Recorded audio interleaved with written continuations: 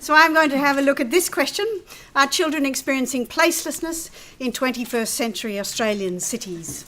And for the discussion, I am talking about children and young people aged between newborn and 14 years of age.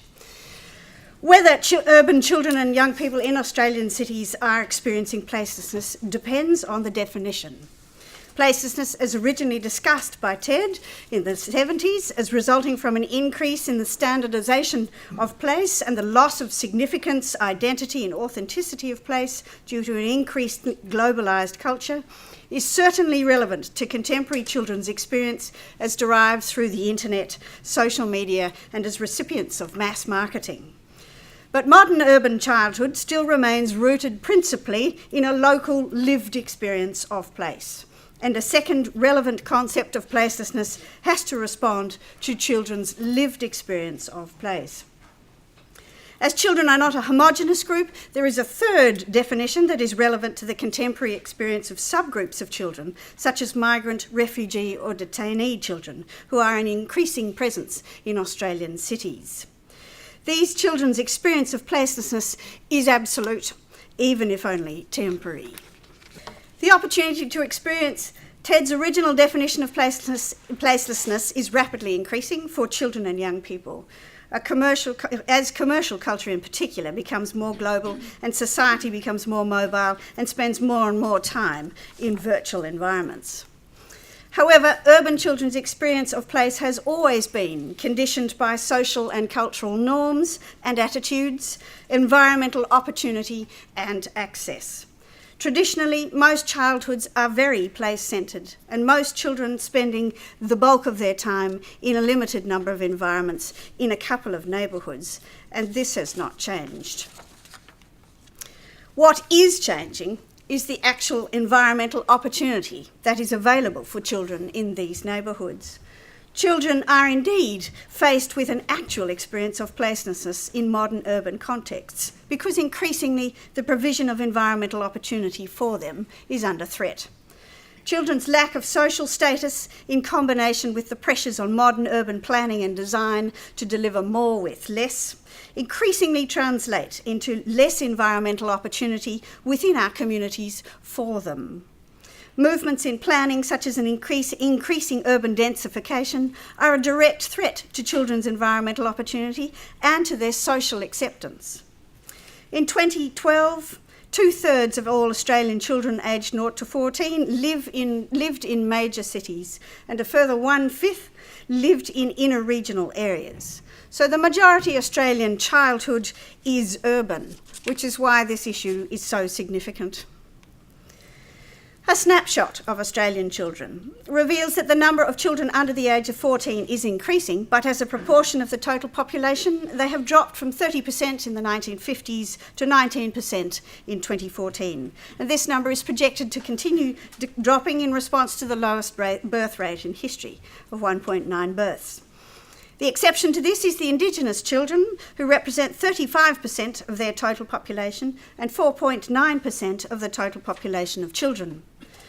With more than a quarter of the total Australian population, born overseas, Australia is one of the most culturally diverse countries in the world.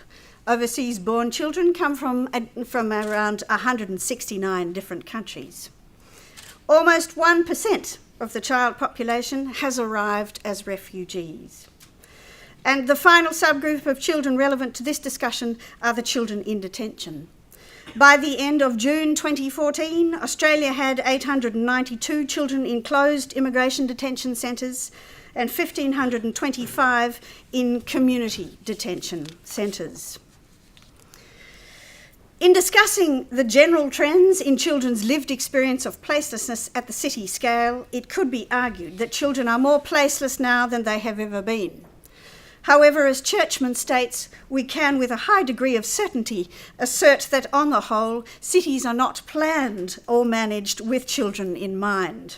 Historically, the place needs of children and young people have not been continuously recognised by planners and designers of cities.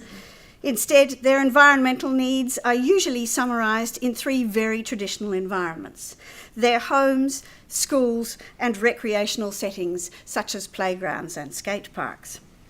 However, what has changed substantially in the last generation is not the presence of these formal environments in cities, but the presence of the additional informal environments, such as vacant and wild places, that used to substantiate children's urban environmental opportunity beyond the formal environments.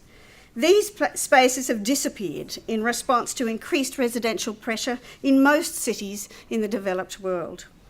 These informal environments were the real proving grounds of childhood for children in most urban neighbourhoods in previous generations. So what is the impact of their loss in relation to children's experience of place?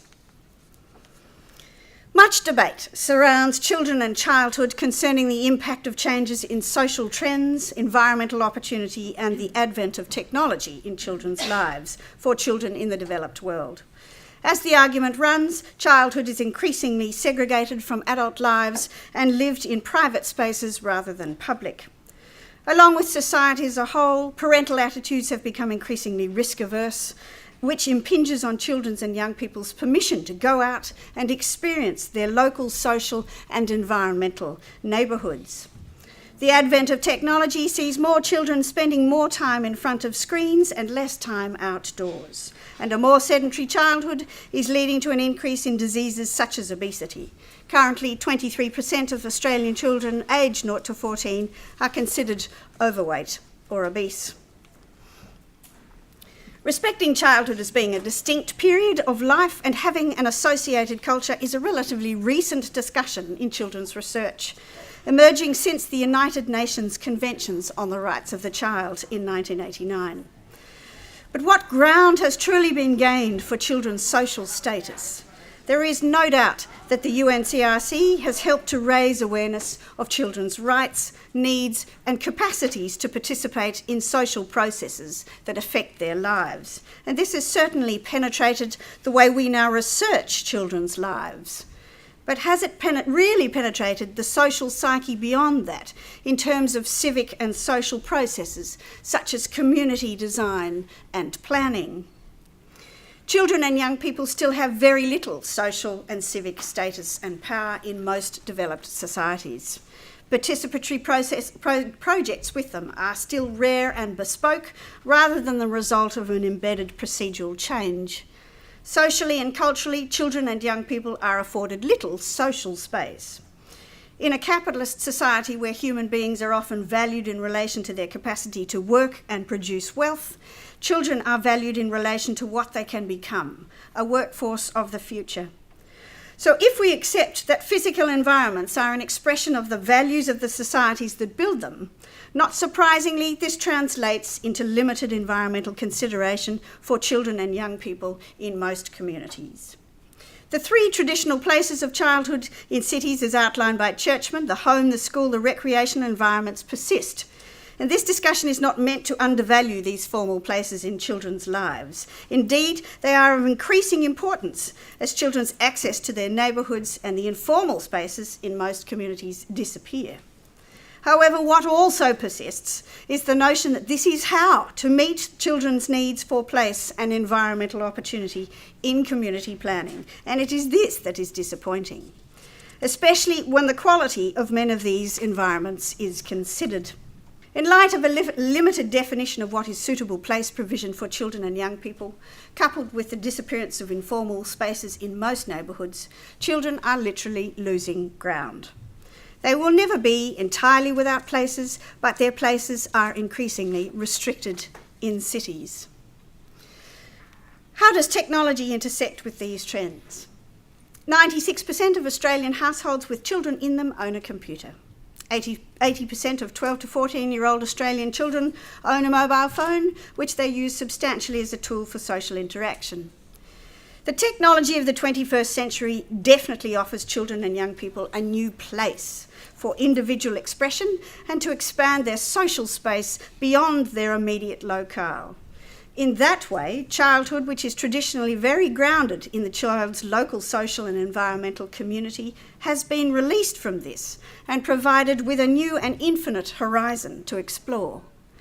Indeed, for many urban children, the experience of virtual turf is replacing their experience of actual turf. But research indicates that this is to the detriment of their health and knowledge of their immediate social communities and environments, which undermines their overall safety in their neighbourhoods. This generation spends 30% less time in their neighbourhoods than the previous generation. So far, the discussion has concerned general trends in our community, but there are subgroups of children and young people in our cities that have a much more literal and devastating experience of placelessness to overcome, induced by their refugee or new immigrant status. Escaping war-torn or climate change-affected nations, political or religious persecution, these children are faced with severing connections to place, to people, and often their language community, suddenly and totally. They are displaced and no doubt experience a feeling of placelessness, even if only temporarily. They are faced with the task of rebuilding a relationship to a new and alien place that encompasses new cultural, environmental, and social dimensions. This experience of placelessness is on the increase in most developed world cities in the face of global challenges leading to a more itinerant world population. If place is a space imbued with meaning, then a simple definition of placelessness is a place devoid of meaning. If meaning is a multi-layered social, cultural, personal construction anchored in place, then this has been substantially severed for refugee and immigrant children. How do we help them overcome this and reconnect with place? How do we begin to give these children a renewed sense of place?